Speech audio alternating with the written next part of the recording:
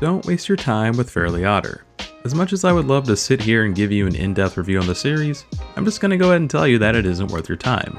The show's garbage, but you already knew that, didn't you? Whether you've already formed your opinion based off the trailer alone, watched other reviews on this show, or were even brave enough to try and watch the series yourself, the fact of the matter is, your dislike for the show was already set in stone. So, to save you the trouble, I'm not going to sit here and tell you how out of touch and soulless this show feels.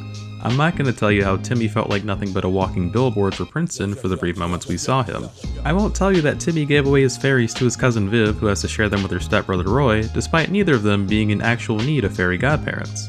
I also won't tell you how the writing hasn't gotten any better since season 10 of the animated series, or that the show doesn't transition well as a live-action sitcom, or how the show had set its own ground rules with wishes but only feels the need to actually follow them when the plot calls for it, or how weird it feels that Roy keeps referring to Viv as stepsis. Dang, stepsis?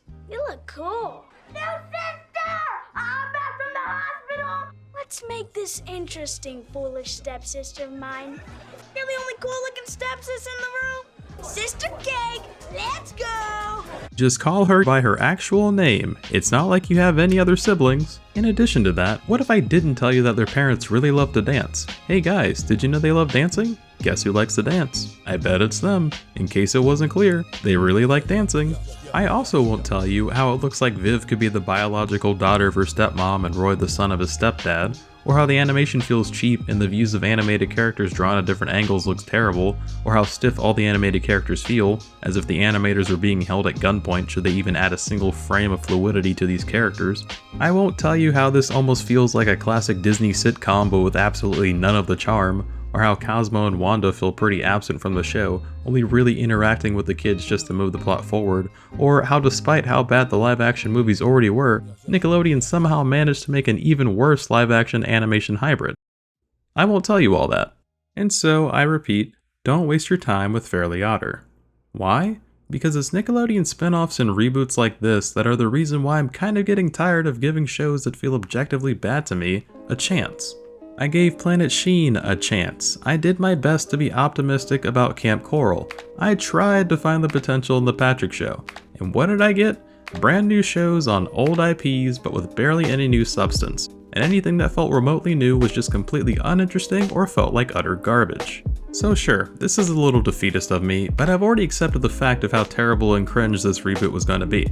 Heck, I didn't even watch the trailer for this. I was simply scrolling through on IMDb and happened to come across the page for this reboot. Next thing I knew, the series is already available on Paramount Plus. So I decided to dive on in. And boy oh boy was that a deep dive. Because I feel like I've never seen an IP stoop so low, just scraping the bottom of the barrel in an effort to present what Nickelodeon passes off as entertainment nowadays, and what they're proud to call a Paramount Plus original. Now, fans could be up in arms saying that Nickelodeon should have just made a new season of the animated series instead of this, but let's be honest, were we really expecting new content for this series to be good after witnessing what we got in the later seasons of this show? Did we really think new episodes would somehow save it? Fans were already jumping ship after the introduction of Poof, things got worse when they tried adding Sparky, and the addition of Chloe seemed to be the final straw that broke the camel's back.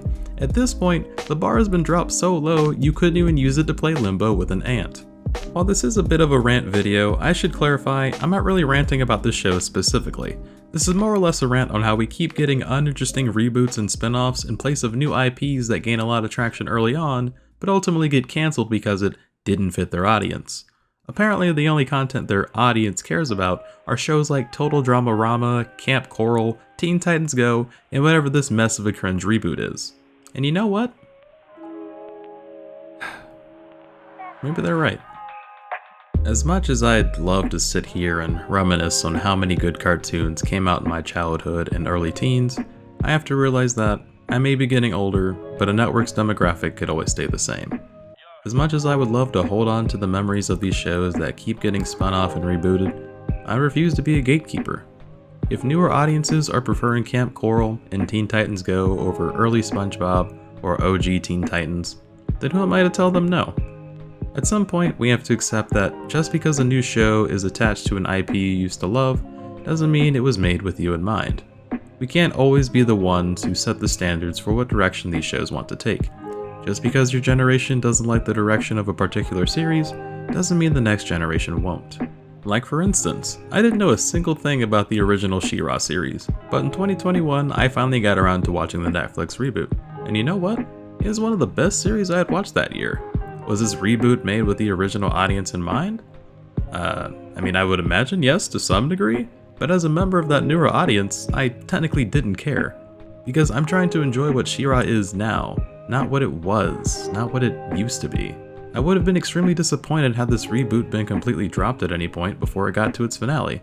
And honestly, I'd hate to see the same thing happen to newer audiences of reboots from my childhood shows, as long as they're actually enjoying it, which is the key part. Which, according to these networks, despite the review bombs, they apparently are, I guess? I don't know. These shows are cash cows to them for a reason. All I know is, we're reaching a point where more and more shows are getting new iterations to introduce a series to newer audiences, which isn't necessarily a bad thing. It worked well with shows like TMNT, The Looney Tunes Show, and Carmen Sandiego, just to name a few. But this reboot... God, this is just abysmal. Like I said before, I'm not going to gatekeep the series if new viewers are actually enjoying it, but even still, I think they deserve something much, much better than whatever this crap is. In short, don't waste your time with Fairly Otter.